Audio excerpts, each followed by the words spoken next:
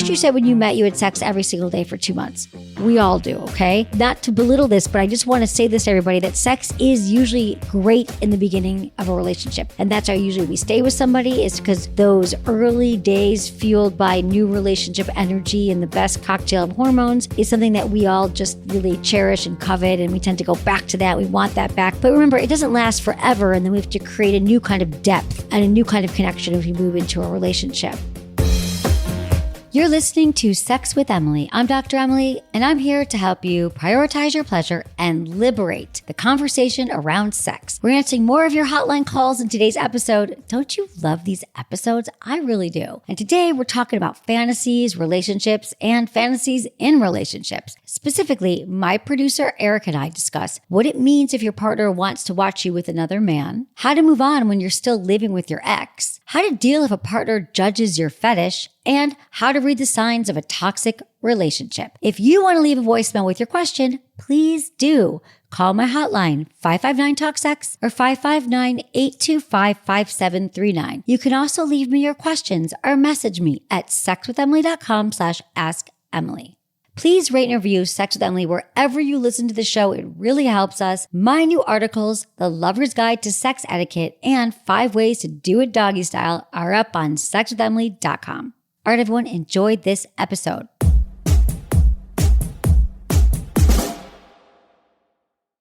By now, you've probably heard my Magic Wand story. It's a brand that's been part of my personal journey for more than 20 years. But no matter how many times I sing Magic Wand's praises, I'll never be able to fully capture the story of this incredible brand. Well, now journalist and author Kate Sloan just completed a limited audio series documenting the history and impact that Magic Wand has created over the last 56 years. It's called Making Magic, and the series chronicles Magic Wand's incredible brand story through interviews with nearly 40 experts, performers, business owners, educators, and fans. So I got a sneak preview of this series, and what I loved is that Kate weaves together snippets from all their interviews into this amazing story arc. She covers Magic Wand's journey from appliance store massager to its legendary influence on culture and sexual independence, and it's all just fascinating. The first episodes of Making Magic are available now at makingmagicseries.com or on all popular podcast platforms. Just search for Making Magic or visit makingmagicseries.com today.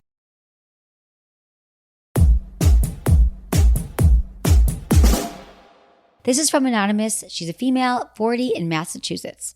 Hi, Emily. This is Anonymous. I'm 40 years old. My boyfriend is 44. We are in Massachusetts. And my question for you is, my boyfriend wants to watch me have sex with another man, and he wants to be part of it. He says it will turn him on watching me. He finds me so attractive, and he wants to see me come from another guy and be there, and part of it being able to kiss me and touch me. And I don't know what to think of this. What does this mean? What is it going to open up in the future? He says it would be a one thing and done, and no one that he knows that we would find someone safe. But I just would like to know your opinion and perhaps experience with this circumstance. Thank you. First, you have to know that cuckolding is what we call this. Typically, it's a heterosexual couple where the man has a fantasy seeing his partner with another man. That's typically how it shakes down. Mm-hmm. It's one of the most common fantasies in America, for sure. Wow. So I'm glad this is coming up because we got to talk about it. So first, let me tell you this, Anonymous. It's common. I love that you are slowing down and asking more questions, okay? Because it is sort of fraught. Like there's bringing you to the bedroom, bringing somebody you don't know. But I have a question for you, Anonymous. Number one, is this hot to you? I couldn't tell from her voice if she's into it. Would you be into this? Because that's the first thing. Remember this, with any fantasy, you both have to be on board with it. So if this is interesting to you and interesting to him, I think there needs to be a few more conversations. And that is, you could ask him, tell me more about it. Like, let's walk it through. Maybe we could dirty talk it when we're like in the bedroom or fooling around. Like, let me know what this looks like. What does he picture that the guy looks like? What kind of sex acts are happening? What are you doing? Because the more you guys can visualize, or maybe you could talk about it at dinner over drinks, but just, I think you both have to get clear on what that scenario is and then feel it in your bodies. How does it sit with you? When you think about yourself with another man, are you turned on? Are you a little bit nervous? If you are nervous or you have some concern, what's coming up for you? And have the conversation with your partner. Have it all out now and figure out like, how would you meet this person? Or more about what kind of sex acts are on the table? Is there anything that's off the table? You know, would you be going to dinner first, getting to know them? Would you be blindfold? Would this person come into a hotel room? You know, would you use your real names or wouldn't you use your real names? Would you be using protection? What kind of stuff would be happening? Why do you think that this is such a common fantasy? Well, there's different theories on that. It's really taboo. When you think about the list of what's taboo, right? This is one of those up there. Like, especially they have found that people who tend to lean a little bit more conservative have this fantasy over others, because if you tend to have more conservative values, you really hold the sanctity of marriage and commitment in very high regard, and family. And so to think I would ever want to see my partner with somebody else is sort of an ultimate taboo. That's one thing. I mean, there's other theories too, that it's about this sort of, I could say humiliation fantasy. Like, I'm going to let my partner do that. And that's humiliating to the point where it flips and it's a turn on. Right. So like a core erotic desire. A core erotic desire around maybe being humiliated or seeing my partner with someone else feels very shameful, but then it flips and it's erotic, which, by the way, is actually a healthy expression of eroticism. And especially if there's boundaries set and you're, you know, talking about it with your partner. So those are some of the reasons. And also, like he said, it might not be anything. Like, I mean, it might not be either one of those. It might just be that, like he said to her, I'm so turned on by you and I think you're so hot. And just to see you have even more pleasure is my core erotic desire. Like, to be that much of a giver and to see my partner take it to the next level with somebody else is just a turn on, because to see my partner in ecstasy gives me ecstasy. And we call that compersion. The term compersion sort of relates to this scenario where I actually am getting deep pleasure from my partner's pleasure. Those are all the theories why. And the reason why I don't say it has to be this or that one is because it might be a combination of that. This is what I love about human sexuality, is that I'm just out here giving you all information. And then you can think about which one feels right to you and lands right in your body. So then you can make some more decisions around this. I also am curious, in situations like this, whether it's cuckolding or another fantasy, when a partner really wants it to happen, the other one is a little more hesitant, and the partner who wants it says it's going to be a one and done scenario. Is that ever really true? Is that kind of just a way for them to do it once and get them to do it more? Like, what do you think about that? This is a really important distinction here. So I think that she has to drill down a little bit more. You should ask him, like, you're saying it's one and done, but what if we both love it? What if you really love it and you can't get out of your head? Like, let's talk about the fact that it might not be one and done, because now he might be saying one and done just to get her to do it. And if this has been a fantasy, or let's say it's a core erotic desire of his, it might not be one and done. So I think be realistic here and just say, like, what's the actual situation here? Yeah. What's really going on? Do you think that's ever a fair argument when trying to have your partner do a fantasy? I think that we have to pay attention to the fact that, like, we probably say those things to get our way and to get our partner to do something. It's okay to retract that and say, you know what, it might not be one and done. Because what if we really like it? Like, we're talking about sex here. If you really like something sexual and you're going out and trying something new, like, let's leave it open that a possibility that we both love it and we want to do it again. Now, if this actually does happen with them, an important point here is that after this happens, they need to debrief. They need to talk about, were we both turned on? Did we like it? What went right? What went wrong? And how would we, if we do it again, what would it look like? So it's important to sort of do a review, if you will. Yeah. And see what worked, what didn't, because this is very delicate for a committed relationship. I think this is why Anonymous is asking this, because she's like, this isn't something that my girlfriends were talking about at lunch today. You know, this isn't common. I haven't heard this a lot. It's new territory and we really have to, like, understand it. And so that's exactly what it is. You know, what if he's really into it and she's not? What if she's really into it and he's like, nope, I don't want to do it. Right. He's like, never going to do that again. And she's like, I loved every moment of it. So when we're playing with our sexuality and with a partner, we have to be open and say, I'm not sure what's going to happen here, but we care about each other enough. We have a really solid commitment. We love each other. We have great communication skills, and we're going to figure out the way that we can both get our needs met in this relationship. And that might mean that it happens and it might never happen again. If we don't, and it can't can still agree be on it. used as fodder for dirty talk, as you say. That's the best thing. When people explore, people open up, or they swing, and they find, like, it's not like it's every time they have sex, but sometimes one scenario like this, playing out a fantasy once, can work for like months. dirty talk for like months or years to come. Remember that time when we found that guy and we were in Las Vegas and we got a hotel room and like that was really hot, and that could be fodder for years to come. So there's a lot of different ways you can slice this scenario here, but just make sure that you guys are on the same page and practice really comprehensive communication. Thanks, Anonymous. Thanks, Anonymous. Let us know how it goes. This is from Nicholas, 33 in Dallas, Texas. Hi, Emily. My name is Nicholas from Dallas. I am 33, new. So I'm currently living with my ex-boyfriend, mainly because we have 6 months left on our lease and we both didn't want to break the lease or anything. We've been split up for about 7 months now, and I'm kind of having a hard time, I guess, dating or being intimate with someone else. Obviously, I'm not over him, but I know, like, it's a done deal type thing. We've already had several conversations about it and everything. I'm just not sure, like, how to get back into being intimate with other people, feeling those same sensations, everything. I know people think, oh, you're a male, any hole is a good hole, that type of thing. But obviously it's not the same for me. Either I finish too quickly or I don't finish at all, and it's just not a pleasurable experience for me. Thank you. Bye.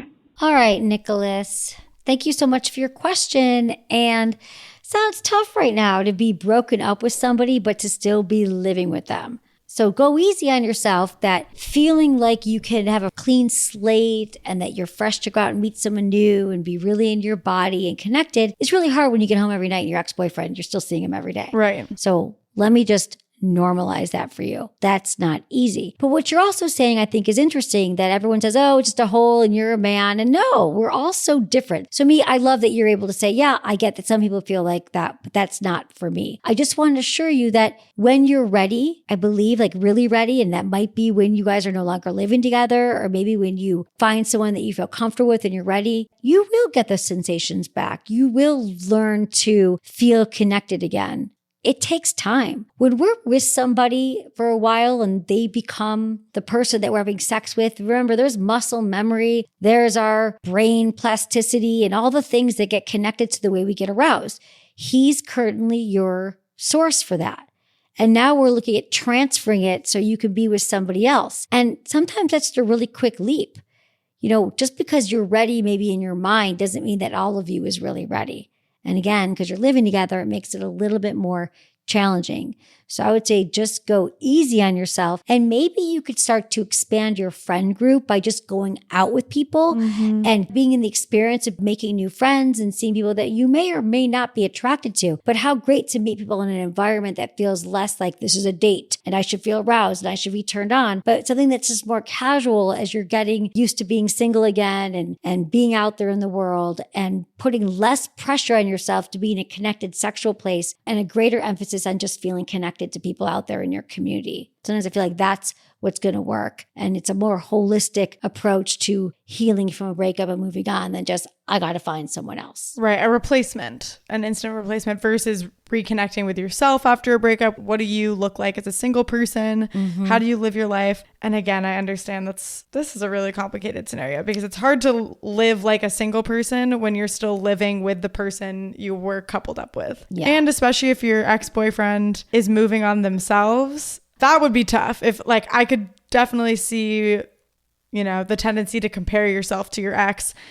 And that's when we're not living together. Right. And now you're seeing him walk to the kitchen in his boxers, making coffee. Right. If he's still doing that. I mean, that's just not easy. Sarah. Exactly. So go easy on yourself. You said you've been split up for 7 months now. That's not a long time in the overall relationships. We have to remember that we are not rubber bands. We don't just snap back. Our brains don't just okay, now I'm ready for a relationship. No, our entire bodies are connected to this person. Our brain, our body, spirituality, physicalities. There's ways that we get into the groove of being with someone and we can't just automatically pop out of a relationship into another one. Exactly. enjoy your time being single. There's no need to rush to get back in another relationship just because you just got out of one. Right, exactly. Wait for the right person. So true. There's this notion that when we're single, it's just a stopover to a relationship, that we're somehow like broken or incomplete as single. But being single is a really, I think, a delightful time for growth, for understanding yourself. And don't forget the relationship with yourself of masturbation and giving yourself pleasure. So you're not automatically linking that pleasure to your past, but you're also able to have a bridge here where you're really having great solo sessions with yourself before you get out there and date as well. It's all going to help fuel you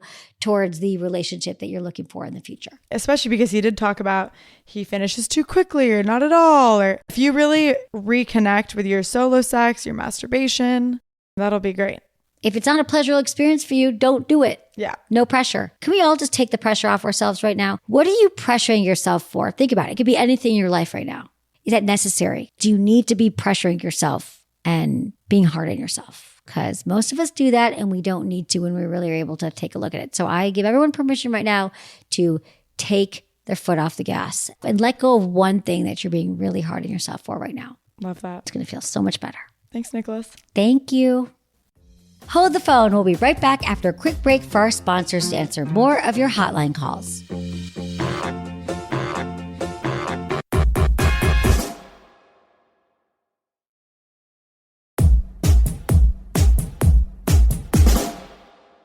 Caleb, 33 in Southern California. Hi, I'm 33 years old in Southern California. And I just had a question about just kind of like sex and communication. My wife and I don't really have really great communication with that. But I'm also into something called ABDL or ABDL. And I suppress a lot of things just because she's not into it or thinks it's completely wrong, some like demonic, and just like wants nothing to do with it. And I thought it would be something that I could live without, but because I'm suppressing things and unable to talk about it, it might jeopardize our marriage. Like, I just don't know kind of like what to do. Like, is it normal? And is it something that I would grow out of or can eliminate? Or is it just because this kink is here, it's just who I am in a way? I don't know if that's really a question, but hopefully you can answer it. Thanks, Caleb. So appreciate you and your question. So just to clarify here what he's talking about, I think that's important. What he's talking about is adult baby diaper fetish. And so what this is, we call it age play. It's a specific form of fantasy role play where your partner is embodying a different age than they actually are. So we hear that with DDLG or Daddy Dom Little Girl, where you're playing a little girl and your partner's playing the daddy. And so in this one in particular, he wants to play an adult baby, but in a diaper, and have his partner sort of infantilize him. We call it paraphilic infantilism. Just so people understand what it is. Basically what he's saying is he wants to be in a diaper and have his wife partake in this fantasy, which is one that's a little bit more intense and would take some really deep understanding of the psychology behind it and what you actually need. And it's really not for everybody, which I understand. It's part of a core erotic theme. A lot of us have these core erotic desire that we have since childhood, and there's things that we actually require for arousal. This might even be a fetish. So when we have a fetish is something that's a requirement for arousal. Like basically what he's saying is he would need to be in an adult diaper with his partner participating in, caretaking or whatever that fantasy is for him to be aroused, for him to get erection, to be turned on. If you have an adult diaper baby fantasy, it's a nice to have. It'd be really fun every once in a while to play around with this, but I don't need to have it. A fetish is required. A fantasy is a nice to have. It sounds to me like with the suppression that he's doing, it's a requirement. Caleb, my recommendation is you could take some more time explaining to your wife what it actually means for you, when this desire came about, what you understand about it, how it might look in your relationship if you actually want it to be actualized. Is it once a month? What would she have to do? What's it like? So maybe there is a point where she's like, I really love you. This took me off guard. I didn't really understand it, but I love you and I will do anything that you need to be turned on. Yes, I can do it once a month, twice a month, and we could do other things. Or she might say, I hear you, I'm out. It's not my jam. It's not my thing. I really hope that you understand that. First off, Caleb, I think it's wonderful that you are able to express this to us and to your partner. And I know that if she isn't the right partner for you, that you can find somebody who will be, that will be able to share this fetish fantasy with you. It's just something that we don't talk about a lot. We might not have another understanding around it. But yeah, if this is a core desire and actually a fetish, then we're going to have to find a way for you to get this need met in a relationship with a supportive partner. Yeah, I wonder if your wife would feel comfortable with you working with some sort of sex worker, in the sense that there are actually sex workers who sometimes don't even touch you. It's truly like to help you feel that core erotic desire. Or sometimes there are sex workers who only touch you from the neck up. Like you can set different limits. Yes, absolutely. So there could be a world in which you get to experience that core erotic desire of infantilization without your wife having to partake in it, or without you having to separate or go outside the marriage, or you can open up. There's a lot of different ways to get your needs met. There's a lot of different ways. And I do know actually some men who do pay for dominatrixes and people to sort of have their fantasies filled while their partners are like, I'm out of it. It's like outsourcing. It's like outsourcing parts of your sex life. Yeah. And while that might be very extreme to many people, this is the world we live in now. There's a lot of ways to get access to people who would want to share in certain fantasies with us. This is where relationships have to start to have healthier conversations around boundaries and what's hot and what works. But once we get our head around the fact that we can all get our needs met in relationships with really excellent communication, I think this could be a viable option if she's down with it. We just have to get her to understand that it's not about emotions. It's not about him having an affair. It's not about any of that. It's really just about getting this really core need met. And if she can't do it, and who knows, like maybe if he does find a way to get it met, then they could find other ways to please her. Maybe this will give her an opening to start exploring what her core fantasies are and her core arousal. But I love that he doesn't feel any shame about it. It doesn't seem like it. No, and which I love that too. He's like, well, I'm gonna, figure out what works. Yeah.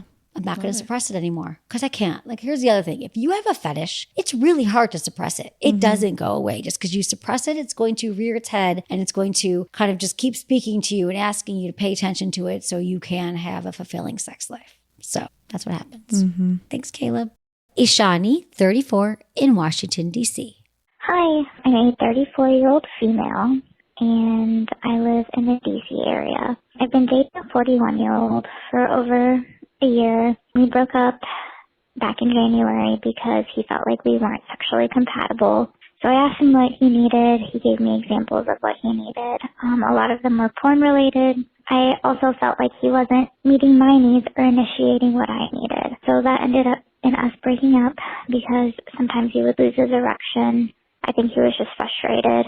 So when we first met, we had sex like every single day for like 2 months. We ended up getting back together. I was working on things that, he wanted out of me in sex, but it's like he would never initiate having sex with me or guiding me and telling me what he wants more of or anything like that. I'm not sure if he just thinks I'm not capable of doing it, but we ended up breaking up again. And this time he told me that he feels like he's not as physically attracted to me anymore, or at times, and sometimes he doesn't want to have sex with me. And he still thinks that we're not sexually compatible. When I asked him what he doesn't find physically attractive about me anymore, he's like, I like women that are curvier, which I am curvy. But then he said, like, an example was like having muscly thighs. My body hasn't changed since he's met me. It's been the same. And so I'm just confused. I feel like, I've tried to do everything I could in the relationship. And, I was also pregnant before he broke up with me. The day before, he was telling me that he wanted to grow and have a family with me. And then like 12 hours later, he broke up with me for not being sexually compatible and not being as attractive. So I would love more input. Thank you. First, I just want to say that this sounds like a really tricky situation and it sounds hurtful. He's using language that is just not really kind and he's a little bit all over the place. He's attracted to you. He's not attracted to you. You're back and forth. First, let me unpack this, okay? I'm going through your question here. First, you said when you met, you had sex every single day for 2 months. We all do, okay? Not to belittle this, but I just want to say this to everybody that sex is usually great in the beginning of a relationship. And that's how usually we stay with somebody, is because those early days fueled by new relationship energy and the best cocktail of hormones is something that we all just really cherish and covet. And we tend to go back to that. We want that back. But remember, it doesn't last forever. And then we have to create a new kind of depth and a new kind of connection as we move into a relationship. It sounds like he's just saying things that are a little bit hurtful to you. And I don't really think this is about you per se. He's saying that he wants you to be curvier and your body hasn't changed. It just sounds confusing. And then you're pregnant and he broke up with you. And like, I just think this sounds like a little bit toxic. That whole thing about wanting you to change on a physical level, whenever I hear things like that, I just hear people mostly it's about themselves and him not really understanding his own sexuality right now and maybe sort of blaming you and putting it on you. It's kind of working and it's making you feel bad. Again, I don't think this is conscious, and I'm sure that there's a lot of wonderful things about him, but sometimes when we don't have the language, it's just a lot easier to say, well, you're not as curvy as I want and you're not doing the things I want and I'm in it, but I'm not in it. So I just think for you, this could just be a great sign for you to maybe end this relationship once and for all and really work on what you want sexually. It says that here you're doing a lot of servicing of what he wants and you keep trying to do what he likes, which is very common, especially being a vulva owner in society. A lot of us want to do what our partner wants, but I think the more you can take the time to figure out your own body and your own pleasures and what makes you feel good in a relationship and finding partners who are open to having conversations about what mutually feels good to both of you instead of like sort of leaving it all in your partner's hands to decide what's good sex. The pregnancy, I think, kind of throws a wrench in it. Obviously, if you need his care to co-parent, that is crucial. But I think if there's no baby involved, I would really question what your reasons are to stay in this relationship. I think that you sound like an amazing person who could find someone who loves you just the way you are. You shouldn't have to be fighting for your partner's approval. No, not at all. And you don't need to change your body. You don't need to change what they want. He's telling you he wants something that's different, then just like listen to that. And maybe some therapy would be helpful, because I feel like when we hear sometimes these kind of things from our partners, we're just worried that it is you and it's something that you did. But I can tell you after many, many years of hearing these kind of scenarios, like this really isn't about you and it's actually more about him. And so the more you can work on loving yourself, keeping your own pilot light lit and figuring out who you are as a sexual being, you're going to bring that energy into a relationship and you'll be attracting partners who are also into that collaborative energy of finding mutual turn on celebrations of each other as you are today. You feel like a partner just wants you to change all the time. That is not the ideal relationship to be in. It says that they're not saying you're okay as you are. They're dating you on potential, and that never works. All right. Thank you so much for your question and keep doing you.